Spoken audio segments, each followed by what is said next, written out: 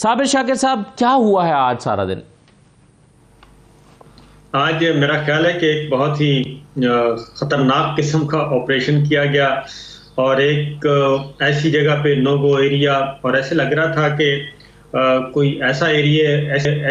ऐसा कोई ऑपरेशन किया जा रहा है कहाँ जहाँ पे बहुत ही वजीरिस्तान का कोई इलाका लग रहा था कि वजीरिस्तान का है या अफगानिस्तान का कोई इलाका है या फिर कोई दुश्मन मुल्क का कोई एरिया है जिसको क्लियर करवाना है। और उसमें ये बुनियादी बात एक ही है और वो है इलेक्शन से फरार। और इलेक्शन से फरार के लिए ये सारे रास्ते ढूंढे जा रहे हैं। दहशतगर्दी के मुकदमात कायम है पहले से ही, 8-10 मुकदमात तो दहशतगर्दी के हैं, कत्ल, इक़दाम कत्ल, 94 मुकदमात कल तफसील आई है ना सामने इमरान खान साहब के खिलाफ। लेकिन असल मसला ये है कि ये मामला है अदालत के दरमियान और एक मुल्ज़म के दरमियान, ये दोनों के दरमियान मामला है और इसमें ये केस चलते रहते हैं। लेकिन असल जो चीज़ है, आज भी ज़मान पार्क में पहले जैसे इमरान खान साहब निकले हैं उसका इंतज़ार किया जाता रहा और उसमें सबसे पहले मरियम औरंगज़ेब साहिबा की प्रेस कॉन्फ्रेंस, फिर मरियम नवाज साहिबा, फिर अताउल्लाह तारड़ साहब आ गए, फिर आज़म नज़ीर तारड़ साहब आ गए, फिर राना तलाल चौधरी साहब आ गए, फिर राना सनाउल्लाह साहब आ गए। ये मामला है अदालत का और उस मुल्ज़म के दरमियान, या फिर निगरान हुकूमत पंजाब को ले लें आप। लेकिन वहाँ पे जो कुछ हो रहा था, लग ये रहा है कि मॉनिटरिंग कहीं और हो रही है। निगरान तो बहुत बाद में आते हैं, निगरान आए वो डिफेंड करें ना करें, वो इक़दामात बताएं, लेकिन जिस तरीके से निगरानों ने भी आके बताया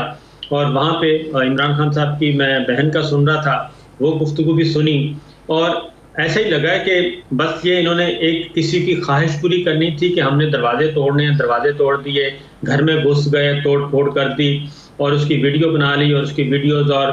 फुटेजेस आगे भेज दी। और वहाँ से बरामद क्या होता है, वहाँ से प्लास्टिक की बोतलों में कहा जाता है ये पेट्रोल पंप है और जो वो पेट्रोल जो रखा हुआ था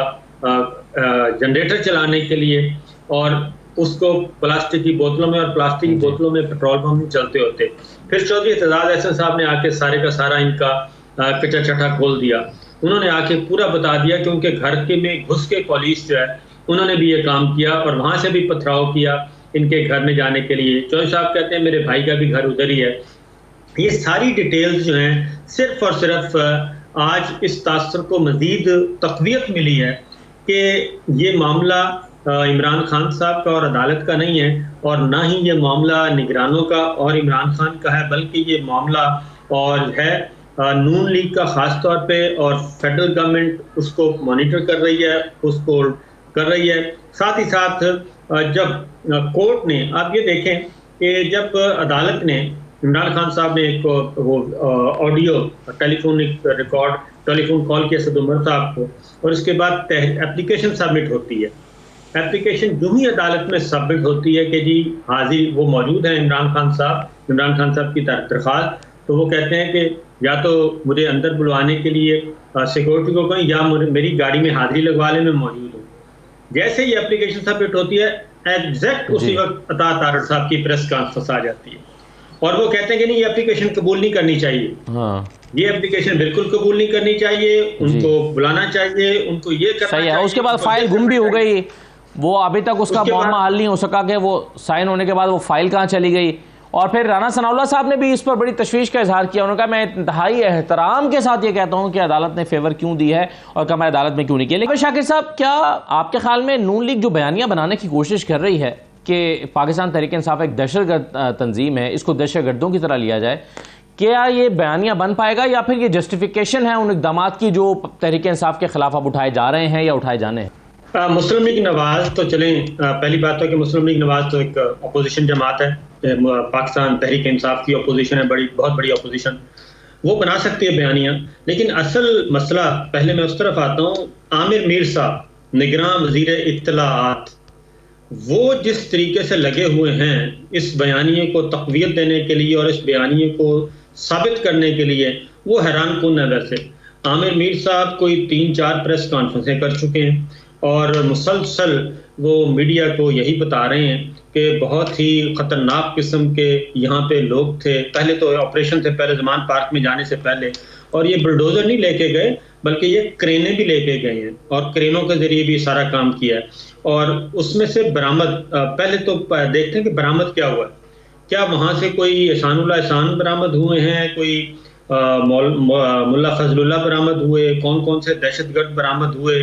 जिनके बारे में ये कहते थे और पिछले 3 दिनों से 2 दिनों से ये बयानियां बनाने की कोशिश कर रहे हैं। ये बयानियां पता है क्यों बना रहे हैं? ये बयानियां इसलिए बना रहे हैं असद के मुकामी मीडिया पे तो हम तो आपको पता ही है हम और आप किस जबर में मुब्तला हैं, और इंटरनेशनल मीडिया पे इस हद तक एक के बाद एक इंटरव्यू नशर हो रहा था और लाइव कवरेज हो रही थी। उसके बाद इनके हाथ पांव फूल गए और हाथ पांव फूलने के बाद उसके बाद फिर एक ट्वीट आता है और एक ट्वीट आने के बाद साबिक एम्बेसडर कहते हैं कि भाई ये जो रहनुमाओं को कत्ल करना, जेलों में डालना, एग्जीक्यूट करना, ये दौर खत्म हो चुका है और अगर इमरान खान को गिरफ्तार किया गया तो इससे हालात मजीद बहरान बढ़ेगा, इसलिए बेहतर है कि आप इलेक्शन की तरफ जाएं। उसके बाद फिर वहां से ये इन्होंने कहा कि ये तो बात गड़बड़ हो गई है, ये तो सारे पीछे हटते जा रहे हैं। फिर इन्होंने ये बयानियां आगे लेके आए हैं और जब अदालतों में जब इस्लामाबाद हाई कोर्ट में केस पहुंच गया, फिर लाहौर हाई कोर्ट में पहुंच गया, लाहौर हाई कोर्ट ने रोक दिया कि ऑपरेशन जमान पार्क पहले 1 दिन के लिए रोका, फिर दूसरे दिन के लिए, उसके बाद फिर कल मामला जो सेटल हुए उसके बाद इन्होंने ये बयानियों को मजीद तक़वियत दी कि नहीं, अंदर जो है ना वो दहशतगर्द हैं, अंदर असलहा है, अंदर तोपखाना है, अंदर पता नहीं क्या क्या है। और अभी मैं वो 3 रिपोर्टर्स की गुफ्तगू दोबारा सुनी है, उसमें एक्सप्रेस के बिलाल साहब थे, इमरान भट्टी हैं, एक अली हैं, तीनों जमान पार्क में जब ऑपरेशन कंप्लीट हो गया, ये पुलिस चली गई, वो तीनों गुफ्तगू कर रहे हैं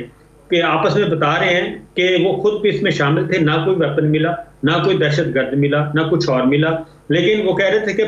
थोड़ी देर के बाद प्रेस कॉन्फ्रेंस होगी तो पता नहीं क्या क्या चीजें बरामद करवाएंगे ये। तो असल मामला ये है कि मुस्लिम लीग नवाज हो या मुस्लिम लीग नवाज का बुनियादी मसला क्या है, वो है कि पंजाब था इनका बेस कैंप नून लीग का, और आपको मालूम है कि टिकट्स अपने अपने हल्के तो इनके महफूज थे। नवाज शरीफ साहब को, शहबाज शरीफ साहब, हमजा शहबाज, मरीम साहिबा, इनके तो हल्के बिल्कुल महफूज थे, ये आराम से घर बैठ जाते थे और इलेक्शन कैंपेन चलाते थे, बाकी पूरे सूबा भर में, मुल्क भर में तो कोई इशू नहीं था। अब हुआ क्या है? अब हुआ है कि मरीम साहिबा 4-5 हल्कों से उन्होंने कागजात नामजदगी जमा करवाए हैं, हमजा शहबाज ने 3 से 4 हल्कों में करवाए हैं और इनको यकीन नहीं है कि इसके बावजूद हम जीत जाएंगे। ये वो अंदर का खौफ है। बेस कैंप था मुस्लिम लीग नवाज का तख्ते लाहौर और पंजाब। आपको पता है कि जिसका लाहौर है उसका पंजाब है और जिसका पंजाब है उसका पूरा मुल्क में उनकी मरकज में हुकूमत बनती है। ये जो इनका मसला हुआ है कि बेस कैंप इनका खत्म हो गया है।